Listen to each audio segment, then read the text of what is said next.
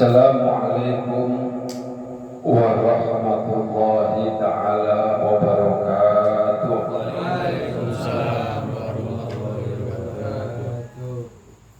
Bismillahirrahmanirrahim. Alhamdulillahi rabbil alamin wa bihi nasta'in ala umuri dunya waddin.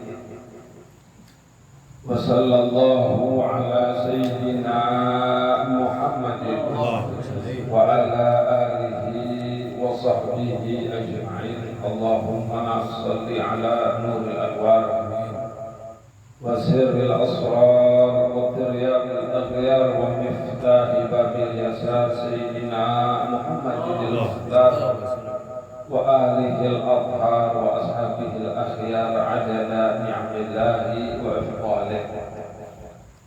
Amma ba'du, yaqulu Allah ta'ala fi kitabihil karim, a'udhu billahi minasy syaithanir rajim. Bismillahirrahmanirrahim. Inna Allaha wa malaikatahu yusalluna 'alan nabi. Ya ayyuhalladzina amanu sallu 'alaihi wa sallimu taslima. Wa qala an-nabiyyu sallallahu 'alaihi wa sallam, khamsu layalin la turaddu fihinna da'wah. Awwali laylah min Rajab wa laylatin nisfi min Sya'ban wa laylatul jum'ah wa laylatul fitri wa laylatin nahri. Akhrajahu Suyuti. Sadaqallahul azim wa sadaqan nabiyul karim wa nahnu ala dzalika minasyahidina walhamdulillahi rabbil alamin. Udah ya? Sudah. Lanjut. Al-Mukarram wal Muhtaram yang sama kita hormati Sahibul Bait, yaitu Ibu Hajah Winarni, mudah-mudahan senantiasa dirahmati oleh Allah Subhanahu wa taala. Begitu juga keluarga besarnya, kakaknya, adiknya, kita doakan juga mudah-mudahan senantiasa dimuliakan oleh Allah Subhanahu wa taala. Dan juga tak lupa yang sama kita hormati guru kita yang insyaallah nanti setelah saya langsung membuka kitab Arba'in An-Nawawi, Al-Habib Adnan bin Jamal Al-Habsyi. Kita doakan mudah-mudahan senantiasa dirahmati oleh Allah Subhanahu wa taala. Dan juga yang barusan telah memimpin pembacaan tawassul, pembacaan Ratibul Aqras Usudin, kita doakan juga mudah-mudahan senantiasa dimuliakan oleh Allah Subhanahu wa taala. Hadirin hadirat rahimakumullah. Hadirin hadirat rahimakumullah. Perlu kita syukuri kepada Allah Subhanahu wa taala bahwasanya kita pada malam hari ini masih diberikan satu kenikmatan. Kita masih diberikan satu anugerah dari Allah Subhanahu wa taala. Kita masih diberikan panjang umur sehingga kita insya Allah masih bisa menikmati bulan Sya'ban dan juga nanti bisa mengambil fadilah bulan Ramadan dan juga bulan-bulan dan selanjutnya dalam keadaan sehat walafiat. Berkenaan dengan bulan Sya'ban, kita ini sekarang berada di bulan Sya'ban. Kalau kata orang Betawi apa? Bulan Rawah ya. Kalau kata orang Betawi atau orang itu bilangnya bulan Rawah. Asal katanya dari arwah, ruh. Karena bulan Sya'ban ini memang dalam hadis dianjurkan kita untuk banyak-banyak ziarah itu di bulan Sya'ban. Tapi ntar dulu. Sekarang saya mau membahas di bulan Sya'ban ini Allah Subhanahu wa taala menurunkan ayatnya yang berbunyi innallaha wa malaikatahu yusholluna 'alan nabi ya ayyuhalladzina amanu shollu 'alaihi wa sallimu taslima.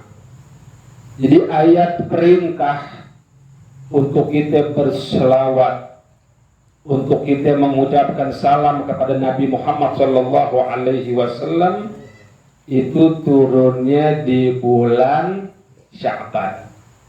Di bulan apa? Di bulan Rawah atau bulan Sya'ban. Makanya para ulama mengambil kesimpulan di bulan Sya'ban ini kita lebih ditekankan untuk memperbanyak selawat. Di bulan-bulan lain kita dianjurkan membaca selawat, tapi khusus di bulan Sya'ban ini sekarang kita lebih ditekankan lagi, lebih dianjurkan lagi untuk memperbanyak baca selawat. Makanya kemarin saya minta tuh mau Gus Udin mau Bunda bikin maulid, mungkin kayaknya belum nih ya. Insya Allah bulan depan ya, 2 minggu lagi insya Allah kita baca maulid kan. Iya sekalian penutupan. Karena di bulan Sya'ban ini diturunkan ayat innallaha wa malaikatahu, maka ulama menganjurkan, mengatakan, mengambil kesimpulan di bulan Sya'ban ini kita harus memperbanyak selawat kepada Nabi Muhammad SAW. Sebagaimana bulan Rajab kemarin tuh kita dianjurkan untuk memperbanyak istighfar. Nah sekarang di bulan Sya'ban kita dianjurkan memperbanyak baca selawat. Nanti di bulan Ramadan kita dianjurkan untuk memperbanyak apa ibu-ibu? Memperbanyak apa di bulan Ramadan? Bikin kue. Memperbanyak tidur, jangan. Memperbanyak baca Al-Qur'an. Di bulan Ramadan dianjurkan banyak baca Al-Quran, di bulan Sya'ban dianjurkan banyak baca selawat. Dan juga nanti ulama itu berbeda pendapat dalam tafsir innallaha wa malaikatahu yusholluna 'alan nabi ya ayyuhalladzina amanu shollu. Karena ada perintah suruh berselawat, ada perintah disuruh ngucapin salam. Nah, ulama berbeda pendapat tuh, hukumnya selawat wajib apa sunnah nih? Nah, bisa yang jawab wajib tuh. Itu kayaknya selevel ulama tuh. Ulama beda pendapat nanti apakah hukum salawat itu wajib atau hukum salawat sunnah. Ada ulama mengatakan hukum salawat wajib. Wajibnya itu ketika ketika sholat, salawat dan salam. Makanya kalau sholat kita nggak baca salawat sama Nabi, sholatnya nggak sah. Ada lagi yang mengatakan wajib cuman seumur hidup di luar sholat. Jadi kalau kita seumur hidup baca selawat sekali dia udah gugur kewajiban kita. Nah seterusnya gimana? Seterusnya kita membaca selawat hukumnya sunnah.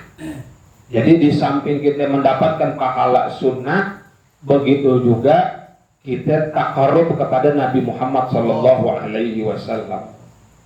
Jadi gak ada amalan yang bisa cepat untuk kita dekat sama Nabi Muhammad melebihi kehebatan selawat kepada Rasulullah SAW. Karena kontak batinnya kuat kalau selawat kepada Nabi Muhammad. Makanya saking hebatnya selawat saking hebatnya sampai kita sendiri aja nggak bisa langsung ke Rasulullah. Kita harus minta tolong sama siapa? Sama Allah dulu. Allahumma sholli ala Muhammad, ya Allah, persembahkanlah, berikanlah selawat kepada Nabi Muhammad sallallahu alaihi wasallam. Selawat ini luar biasa ibu-ibu. Itu kalau kita sebutkan fadilah selawat ini nggak kelar ya kesukuhan. Karena ulama pun mengarang fadilah tentang selawat berjilid-jilid. Imam Yusuf An-Nabhani mengarang fadilah selawat. Lalu imam-imam lain mengarang tentang fadilah selawat. Di antara fadilah selawat yang Anda mau ingetin malam ini, di antara fadilahnya selawat bisa ngobatin orang stres. Orang kalau depresi itu, misalnya ada orang depresi mikir beras mahal, Ya kan ya. Naik. Apa-apa naik, tapi itu kayaknya nggak nyampe depresi, insya Allah.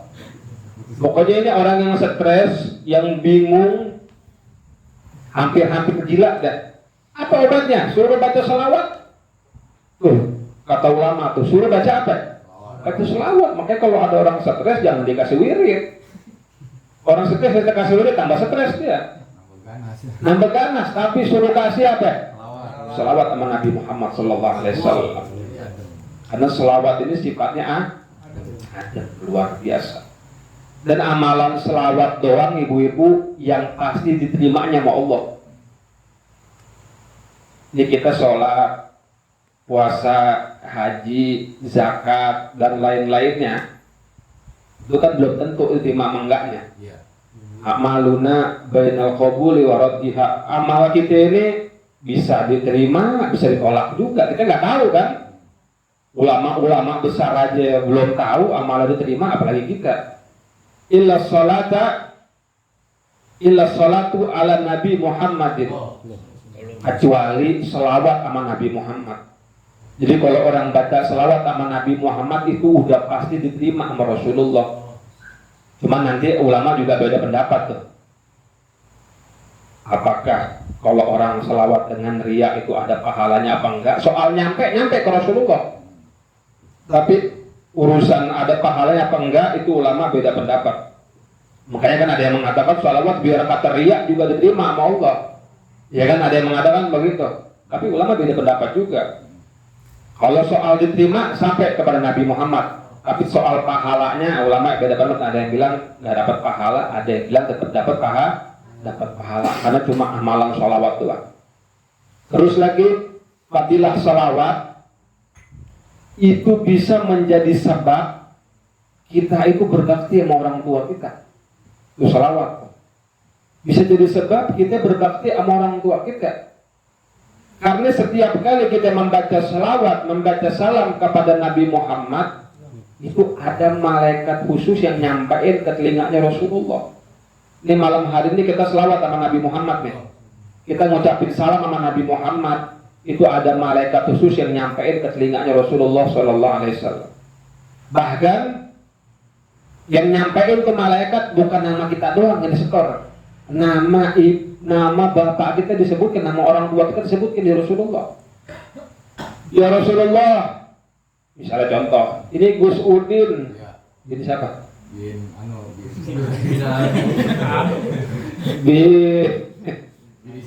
Bin Ishak misalnya.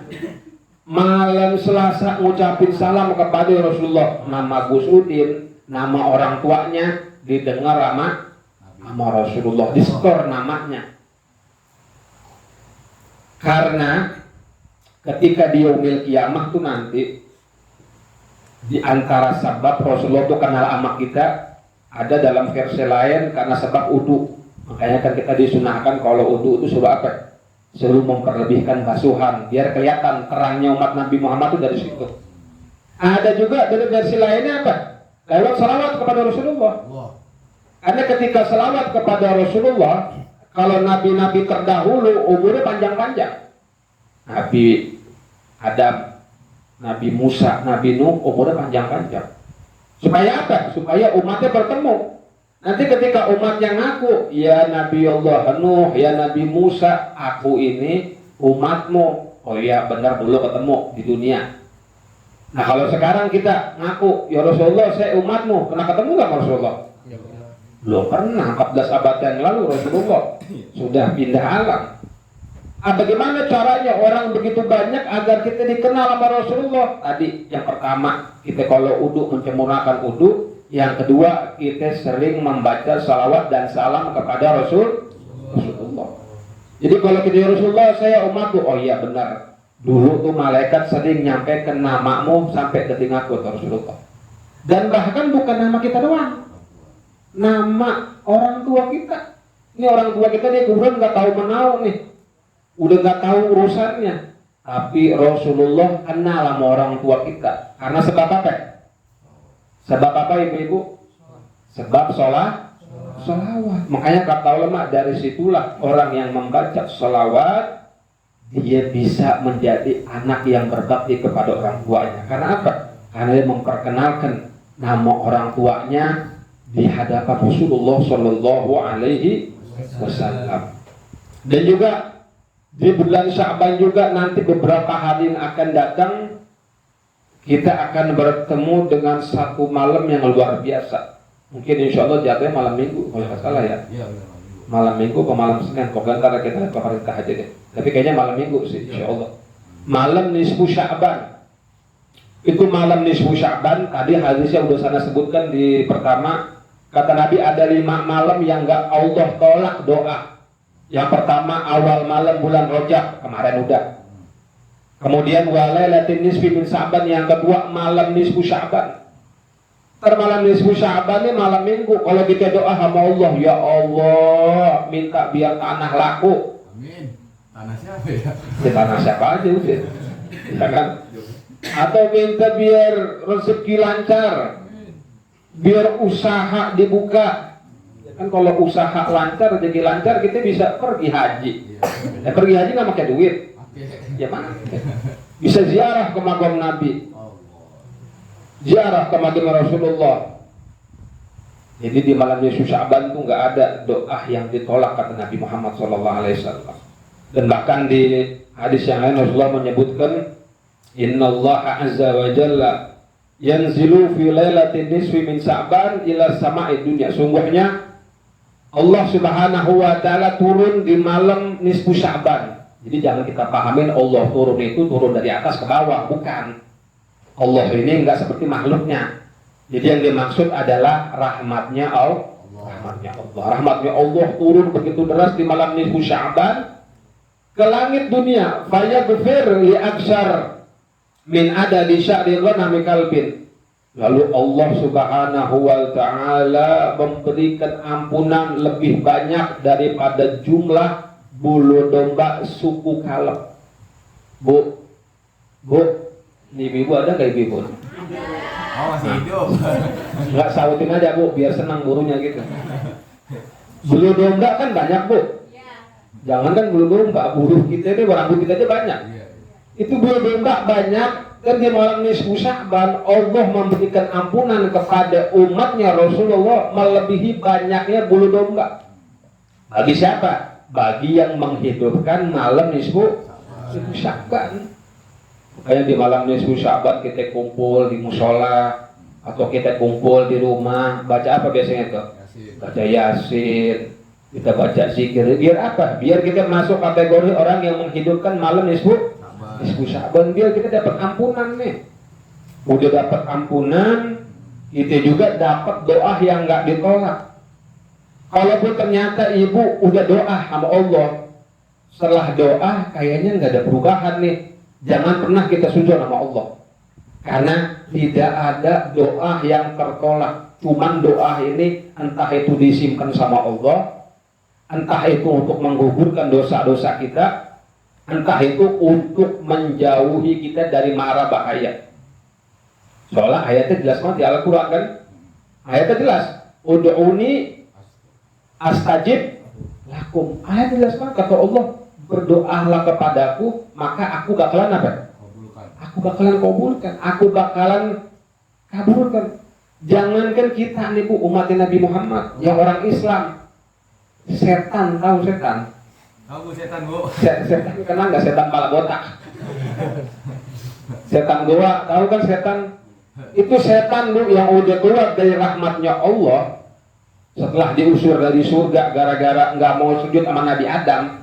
Setan ini mah biar kita semangat aja doa sama Allah, maksudnya biar kita khususkan sama Allah. Setan iblis dikeluarin dari surga, dia nggak mau sujud sama Nabi Adam, kan dilaknat sama Allah tuh. Ukhruj fa inna apa? Pokoknya disuruh keluar, dilaknat. Setan masih doa sama Allah, masih minta apa? Mintanya setan. Qala anzirni ila yaumi yub'atsun. Ya Rabb, panjangkan umurku sampai kapan? Sampai hari kiamat. Setan doa dikabul nggak sama Allah? Nggak dikabul. Kalau doanya nggak dikabul, kita benar semuanya ini. Makanya kan di dunia ada yang baik, ada yang buruk karena ada setan. Artinya setan udah dilaknat sama Allah, masih dikabul doanya. Apalagi kita nih orang Islam, orang yang beriman, udah gitu umatnya Rasulullah Shallallahu, udah pasti sangat diharapkan doa-doa kita dikabul oleh Allah Subhanahu wa Ta'ala. Nah, makanya mumpung di bulan Sya'ban dan juga dikit lagi bulan Ramadan, ayo kita persiapkan diri kita untuk menyambut bulan Sya'ban, nanti malam nisfu, dan juga nanti untuk menyambut bulan Ramadan. Dan juga saya ingatkan, itu saya pengen membahas sedikit tentang furudul wudu, karena penting nih fardunya wudu. Karena Bu, kita sering dengar ayat inna sholata tanha anil fahsya'i wal munkar. Sebenarnya sholat itu bisa apa? Bisa mencegah perbuatan yang keji dan perbuatan yang mungkar, yang buruk. Jadi sebab sholat kita ini bisa nggak demen lagi tuh sama perbuatan maksiat. Sholat yang bagaimana? Sholat yang harus wudunya benar. Jadi nggak sholat. Jadi sholat ini kalau kita mau khusyuk kita harus tarik mundur. Tarik mundur kemana? Kita lihat cara wudunya dulu, begitu. Nah, furudul wudu itu ada 6. Simpelnya yang pertama niat. Jadi kita kalau wudu harus niat, jangan ngelamun ibu-ibu. Jadi kalau bisa bangun tidur, wudu, mendingan ini dulu deh, ngopi dulu ke, atau makan dulu ke. Karena kadang-kadang orang wudu masih Iya, belum kumpul arwahnya. masih ngeblank. Ntar udah keluar kamar mandi, tadi gue ngapain ya? Iya. Wudu harus dengan sadar, dengan niat. Niatnya udah tahu insya Allah semuanya. Yang paling sering kita dengar apa? Nawaitul wudu'a gofil hadasil asghar. Terus banyak lagi kalau kita fikih bisa nawaitul toharo li sholat. Niat pertama tuh wudu, dan niat sadar, jangan lupa. Terus yang kedua niatnya ini kapan kita mulai niat? Mulai niat ketika membasuh yang wajib. Yang basuh wajib apa? Membasuh wajah. Jadi ketika ibu ngebasuh tangan, itu belum niat kita. Basuh tangan tuh. Jadi niatnya saya niat wudu untuk sunnahnya sholat. Basuh tangan belum niat wajib tuh. Kumur-kumur belum. Ngirup air ke hidung belum tuh. Nah, kapan niat mulainya? Ketika membasuh wajah. Baru niat tuh, saya niat wudu. Yang kedua, ghusl wajhi. Apa ghusl wajhi? Membasuh wajah. Jadi wajah nih batasnya dari sini, dari atas nih tempat numbuhnya rambut sampai tulang rahang. Kalau memanjang. Kalau mendatar dari ini nih. Apa sih namanya ini?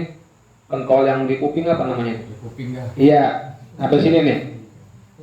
Apa bahasanya ya? Anak kuping nggak? Emang kuping punya anak? Iya, pentol kuping. Iya, pokoknya di situ. Nah, sini nih. Ini harus kena air semuanya.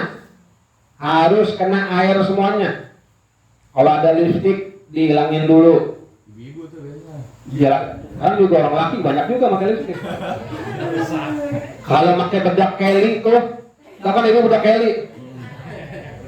Kan terlalu tebal tuh bedak Kelly. Kelly nggak pakai Kelly namanya itu. Iya kali. Yang kuning itu. Itu kan terlalu tebal tuh. Itu dihilangin dulu tuh. Karena air kagak apa? Enggak masuk. Nggak masuk. Kadang-kadang kita suka nemuin juga tuh di kampung-kampung tuh pakai bedak apa namanya? Bedak kalau yang Kelly itu terlalu tebal, ya kan kadang-kadang air nggak masuk. Nah, makanya dihilangin dulu tuh bedak atau apa aja dah yang ngilangin air dibersihin dulu. Terus lagi semua rambut yang ada di wajah harus kena air, ibu-ibu, bapak-bapak juga, alis, kumis, jenggot semuanya harus kena air. Nah khusus ibu-ibu nih, ibu-ibu cambang nih, cambang. Tahu nggak cambang? Ini cambang wajib kena air semuanya. Makanya kadang-kadang saya suka ngiat tuh, bukan ngiat sih kata orang gitu ya. Itu kalau perempuan kalau wudu cambangnya dikebelakangin dulu. Pas mau wudu cambang dikebelakangin. Iya. Baru dia basuh. Nah itu jangan. Kita kasih tahu tuh sama temennya kalau begitu. Kenapa? Karena bulu cambang ini termasuk rambut wajah yang wajib kena air. Kalau dikebelakangin, nanti kena air nggak pas basuh wajah? Nggak kena. Baru di belakang kuping biasanya tuh. Kalau cambangnya panjang kan perempuan, belakang kuping. Akhirnya pas dia basuh nggak kena, nanti wudhu wajahnya nggak sah. Terus yang ketiga, mashu syai'in min ar-ra'si, membasuh apa? Jidat kening. Nggak, tangan dulu. Mashul ya apa namanya? Ghusl yadaini ma'al mirfaqaini. Yang ketiga membasuh tangan. Habis wajah, tangan dulu. Tangan sampai mirfaqain. Apa nih kalau bahasa kita mirfaqain? Sikut. Nah, sikut ini ya dilebihin dikit. Nah, makanya kalau kita kembali ke pelajaran yang sebelumnya tadi itu disunahkan sempurnain, dilebihin. Supaya apa? Nanti ini bakalan jadi cahaya yang mana nanti Rasulullah bakal ngenalin kita dari situ. Kalau dilebihin tuh basuhannya, karena hukumnya sunnah. Kemudian yang selanjutnya, mashu syai'in min ar-ra'si, membasuh apa? Musab kepala atau rambut. Paling sedikitnya satu rambut aja cukup. Tapi kalau kita mau dapat pahala, mau lebih kerang, kita apa? Semuanya tuh. Iya, sunahin. Caranya begitu tuh, semuanya kena. Kemudian yang kelima, ghuslur rijlaini ma'a ka'baini, membasuh apa? Kaki. Sampai kapan batasnya? Sampai mata kaki. Tapi kita kan nggak bisa susah, dilebihin dikit. Ya, dilebihin dikit. Biar apa? Biar sempurna ketika membasuh kaki. Dan terakhir at-tartib. Apa tartib? Tartib itu harus berurutan. Jadi kita wudhu ini juga, wudhu aja kita harus berurutan. Harus sesuai dengan kemauan syariat. Jadi jangan diacak-acak. Wajah, kaki, rambut jangan. Yang penting sholat. Ya nggak bisa begitu. Kita nggak pakai yang penting jangan. Jadi semuanya ini kita lakukan ibadah itu harus sesuai dengan kemauan Allah Subhanahu wa Ta'ala. Terus juga kadang-kadang suka ada yang nanya tuh, Bib, kalau saya tawaf gimana, Bib?